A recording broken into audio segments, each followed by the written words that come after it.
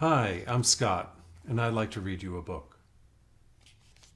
The 100-Year Barn by Patricia MacLachlan.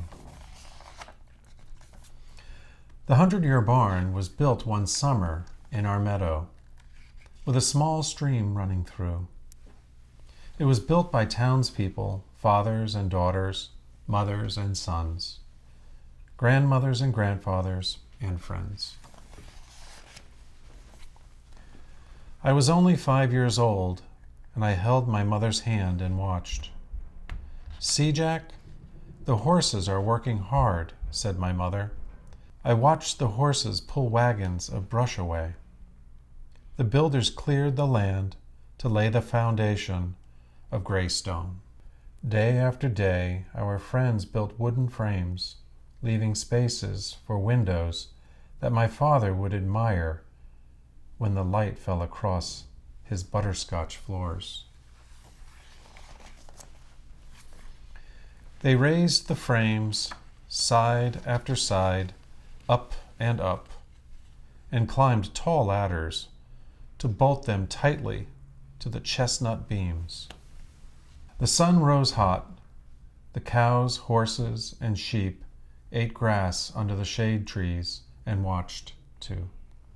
Sometimes we played by the meadow stream, jumping over it, laughing. One day, my friend Martha fell in, which made us laugh more.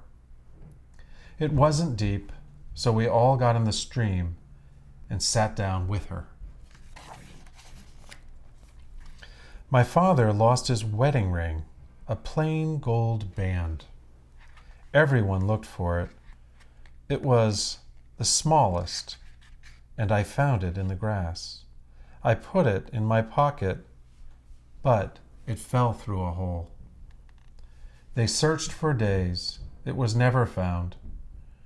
"We're still married," my mother said to my father. My father smiled. "Now I'm married to the barn, too," he said.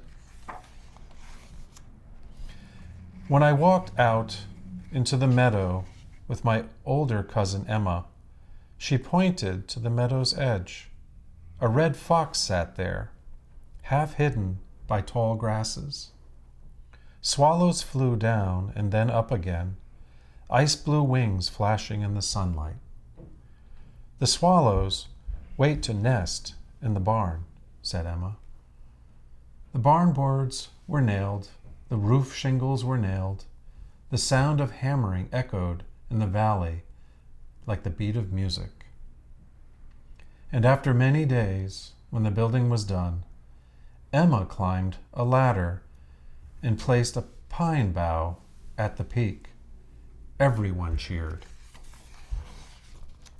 They ate food at long tables set with vases of wildflowers, salads and breads and cakes.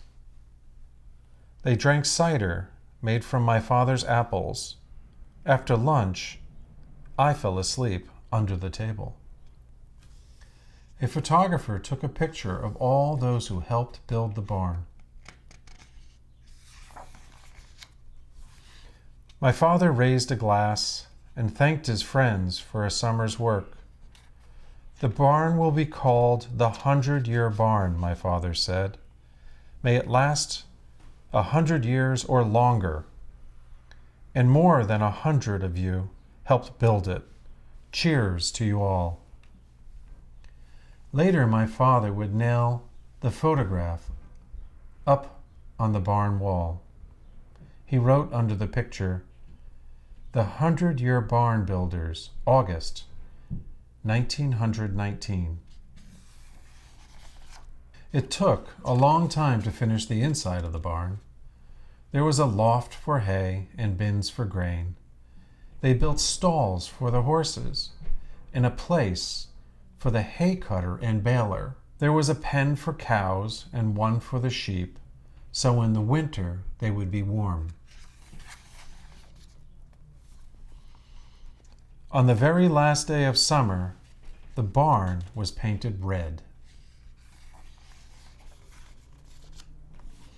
Seasons went by, the cows were milked. I was old enough to help with the milking morning and evening. The horses pulled the plow and the cutter and the baler. Sometimes I rode on the cutter with my father. When the horses' work was done, they ran in the meadow and drank from the stream and rolled in the grass. Barn lambs were born and calves with snow-white faces. They followed me in the field and ran when I ran. Once a lamb named Baby pushed me over and licked my face with his little tongue. The swallows swept in and out again, building their nests on barn ledges, just like Emma told me when I was little. When the cousins came to visit, we slept in the barn in our sleeping bags, reading by lantern light and laughing in the dark. "You tell scary stories, Jack," said one cousin. When it began to rain, a possum with a baby on her back sat in the doorway and waited for the rainstorm to end. We watched her until we fell asleep. The barn cat, Tilly, slept with us. Tilly sometimes caught mice, but when the mice played dead, she got bored. What fun was a dead mouse? She didn't care. She was well fed. She watched us make hay paths and houses in the barn. More years passed. I grew older and went away to school and came back home to help run the farm. There were weddings in the barn. My cousin Emma was married in a bright yellow dress with flowers in her hair. I married Martha, who had fallen into the stream years before. There were birthdays and 4ths of July. Babies were born. New children played in the barn, making hay houses. Sometimes they slept in sleeping bags, reading by lantern light and whispering in the dark. The mice and the barn rats watched them, and when the children slept, the mice crept up to eat crumbs of cookies and cake.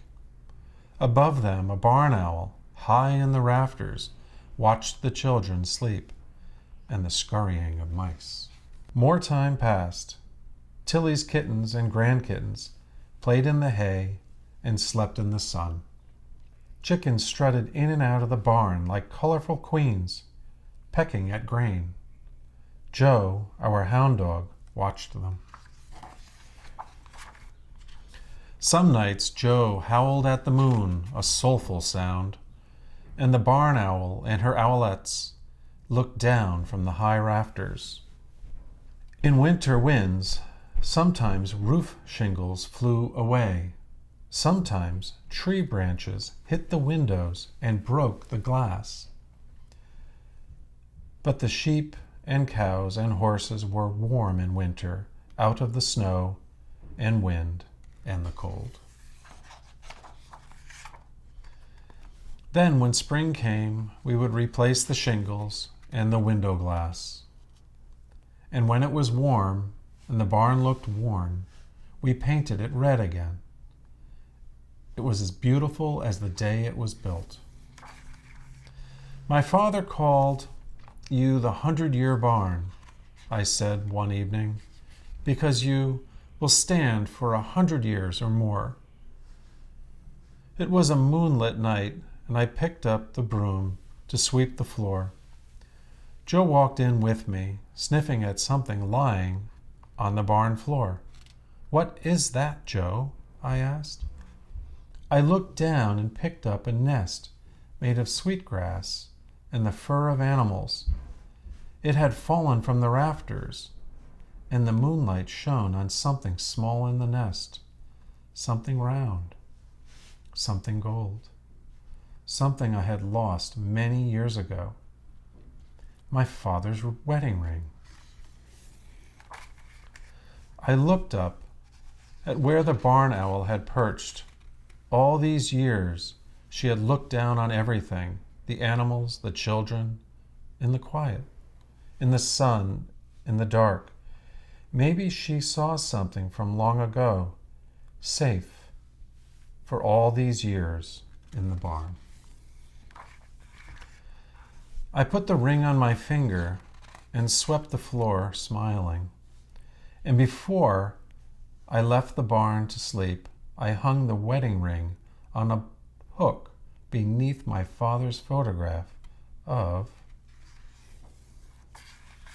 the 100-year barn.